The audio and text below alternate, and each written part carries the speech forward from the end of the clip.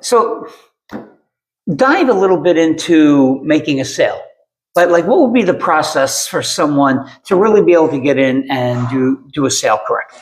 Yeah, as long as you're sure on your price and everything, when you make the sale and you call on a customer, whether it's you're selling them a product, a service, just about anything, when you make that call to that customer and you walk in and you meet him in his office, you got a few seconds to look around. I don't care what you're selling. You look around.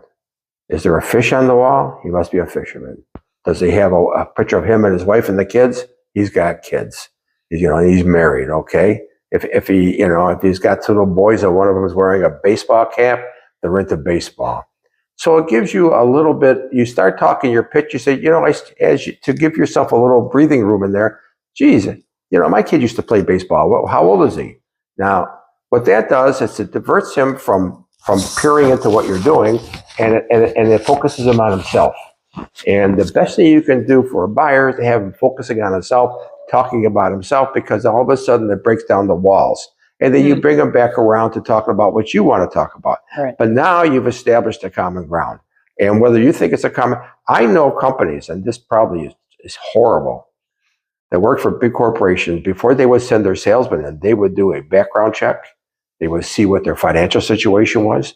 Not that any of them ever gave money or anything, but they wanted to know what the mind's thinking is, what the buyer's problems are, what their problems or what their goals are. The other thing is, look at the company. See if you can point out what their issues are. Maybe their issue is distribution. Maybe their issue, if they have issues, maybe it could be quality issues. Mm-hmm. And what you do is you weave that into what I call looking for a hot spot. Hotspot. So okay. once you get the guy looking at it, talking to you, you get him friendly, and then you hone in and he'll say, "Yeah, we got a problem with that."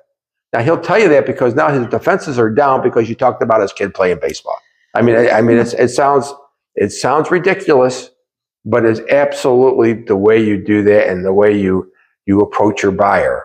I remember the worst one I ever had. I walked into this guy and he met me in a conference room and there was no tell. I couldn't tell anything about this guy.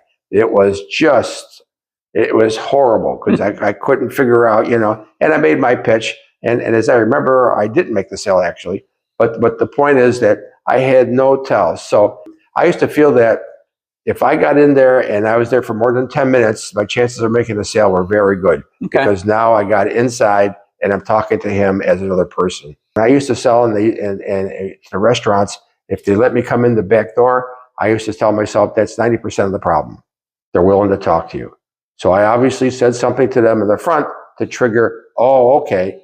Yeah. All right, come on back. We'll talk. All right. Okay. And usually that ended up with something positive. If not, at that time, you planted a seed in their head and they will say, hey, I remember that guy. He was offering me something. I still got his card. Let me call him. So you see, there's residual too.